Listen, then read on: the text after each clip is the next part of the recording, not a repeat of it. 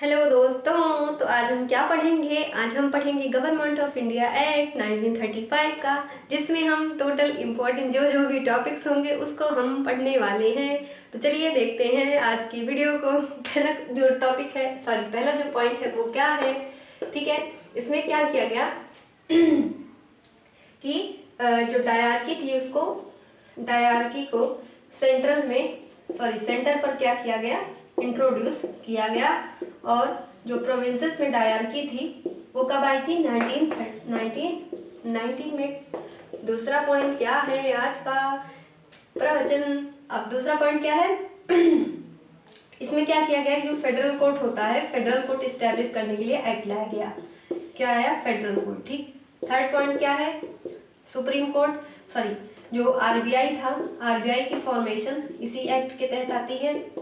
चौथा पॉइंट क्या था इस एक्ट का, कि जो जो सब्जेक्ट थे उसको 3 कैटेगरी में बांटा गया। सब्जेक्ट को 3 कैटेगरीज में बांट दिया गया। कौन कौन सा, उसके लिए एक लिस्ट बनाई गई, यूनियन लिस्ट, स्टेट लिस्ट और कंकरेंट लिस्ट। इसमें सब्जेक्ट कितने थे उस टाइम पर जब 1935 का एक्ट बना था। तो यूनियन लिस्ट के अंदर कितने सब्जेक्ट थे, स्टेट लिस्ट के अंदर कितने सब्जेक्ट थे और कंकरेंट लिस्ट के अंदर कितने सब्जेक्ट थे। ये अलग अलग सब्जेक्ट का संख्या आपसे पूछा जाता है, इसीलिए याद रखिएगा कि जो यूनियन लिस्ट थी उसमें टोटल था, क्या बनेगा, 59, 54 और 36। ऐसे रेशियो याद कर लीजिएगा ना, 59, 54, 36। यूनियन लिस्ट में तब 59 सब्जेक्ट था, स्टेट लिस्ट में तब 54 सब्जेक्ट था, कंकरेंट लिस्ट में टोटल 36 सब्जेक्ट था। अब आपसे क्वेश्चन यहाँ पर बनता है कंकरेंट लिस्ट में।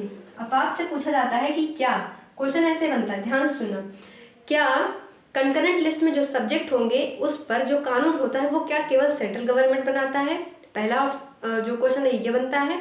दूसरा क्वेश्चन बनता है कि क्या जो कंकरेंट लिस्ट होता है उस पर जो कानून होगा वो स्टेट गवर्नमेंट बनाती है। तीसरा क्वेश्चन, क्या कंकरेंट लिस्ट में सेंट्रल और स्टेट दोनों मिलकर किसी बात पर कानून बनाते हैं। तो थर्ड जो स्टेटमेंट है वो करेक्ट है, क्योंकि जो कंकरेंट लिस्ट होता है उसमें सेंट्रल और स्टेट गवर्नमेंट दोनों मिलकर कानून बनाते हैं। ठीक है, जैसे आपसे अलग अलग चीज़ें पूछी जाती है कि मान लो हम बात करते हैं जो है उसकी हेल्थ की, पूछा जाता है कि हेल्थ जो है वो इन तीनों में से किस में आता है। तो आता है किस में, स्टेट लिस्ट के अंदर आता है। ठीक है, तो ये ऐसे एग्जाम्पल, ऐसे जो क्वेश्चन है वो आपसे पूछे जाते हैं। एक वीडियो में आपको बनाऊंगी अलग अलग सब्जेक्ट किस किस लिस्ट के अंदर आता है, जैसे हेल्थ है, एजुकेशन है, पुलिस है, तो ऐसे अलग अलग कंफ्यूजन बहुत होती है। हेल्थ, अब मान ली पूछ लीजिएगा हेल्थ किस में आता है, एजुकेशन किस में आता है, पुलिस किस में आता है, हाईवेज किस में आते हैं। तो ऐसे ऐसे जो है सब्जेक्ट आपसे पूछे जाते हैं पेपर में। तो एक वीडियो मैं उसमें बना दूंगी आपके लिए, ताकि हेल्पफुल हो जाए वो वीडियो आपके लिए, इसमें सारा आप अलग अलग पढ़ सको, हेल्थ इसमें, एजुकेशन इसमें, ऐसे। ठीक है, तो उसके लिए थोड़ा सा टाइम दीजिएगा, मैं उसको बना दूंगी। ठीक है, अभी तो हम बात करें 1935 के एक्ट की।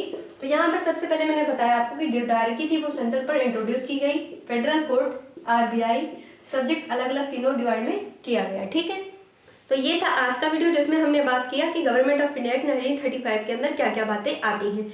अब एक बात ये ध्यान रखना, कोई भी चीज़ अगर पूछी जाती है और वहाँ पर क्या हो, आपको कन्फ्यूजन, क्योंकि सारे एक्ट मैंने आपको पढ़ा दिया, मैं आइडिया बता रही हूँ कि एग्जाम में टैकल कैसे करना है।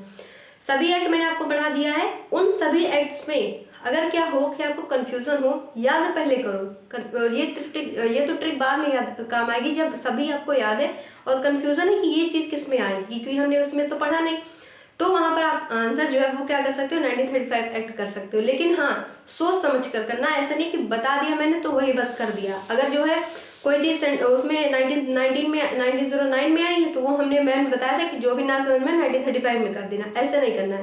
पहले सारी चीज़ को याद करो, जहाँ ना समझ में है कि हाँ ये तो हमने उसमें पढ़ा नहीं था, मैम ने पढ़ाया नहीं था, अच्छे से बिल्कुल। ठीक है, तो वहाँ पर डाउट हो तब वहाँ पर आप 1935 में आंसर कर सकते हो। ठीक है, अब मिलते हैं अगले लेक्चर में, जिसमें हम फिर से कुछ पॉलिटी का जो टॉपिक है वो डिस्कस करेंगे। ठीक है, तब तक के लिए stay tuned with us. Thank you.